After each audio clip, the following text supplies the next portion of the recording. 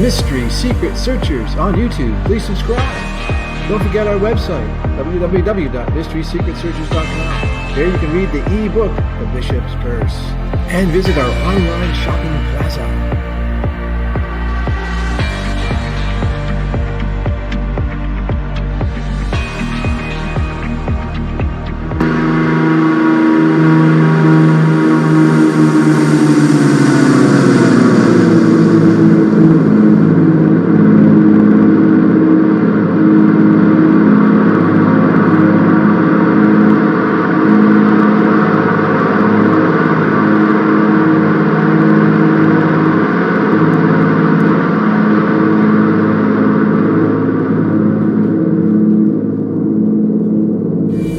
Mystery Secret Searchers, Season 2, Golden Glory, Episode 87, Influence.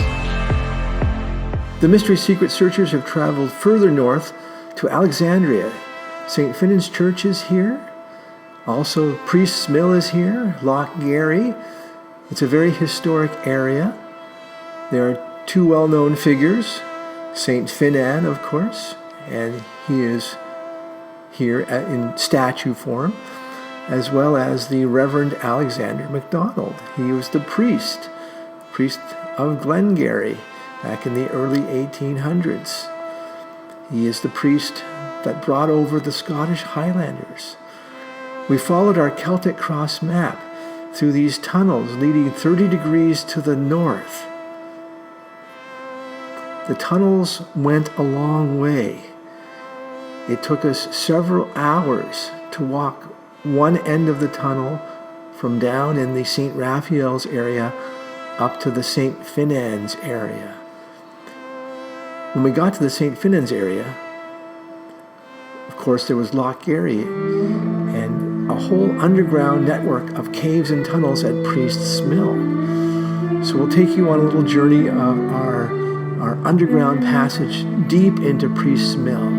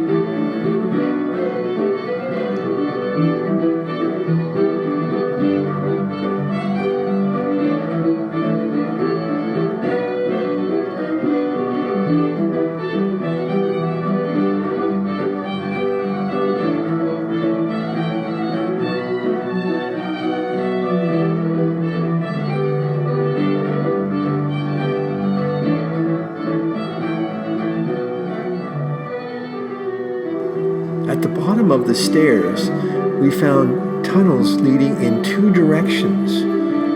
One was this tunnel leading north to St. Finans, and the second tunnel led south back towards St. Raphael's. The tunnel going back to St. Raphael's was a very rough and tumble, raggedy tunnel that we had many twists and turns and ups and downs, and we had to be very careful making our way through here. The tunnel going to St. Finans was more cut out. It was quite a tube going through the rock, and you could make your way through these long, straight passages. And out near St. Finans, in the Celtic Cross marked area, that's where we emerged from this tunnel. So we had tunnels that led us all the way from St. Andrew's Church down in Williamstown, up through St. Raphael's and the Bishop's House, right up on that 30 degrees sort of line heading north to St. Finan's Church in Alexandria.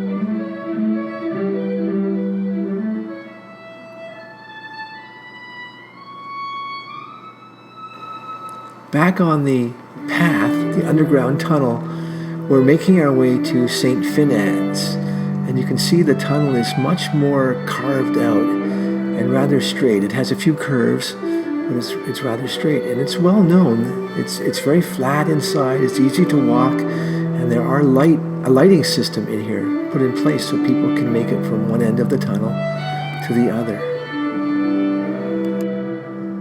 Along the tunnel to St. Finan's, we came across an area where there was a powder horn. This powder horn was just left behind on a rock ledge. We kind of wondered if this powder horn belonged to Henry.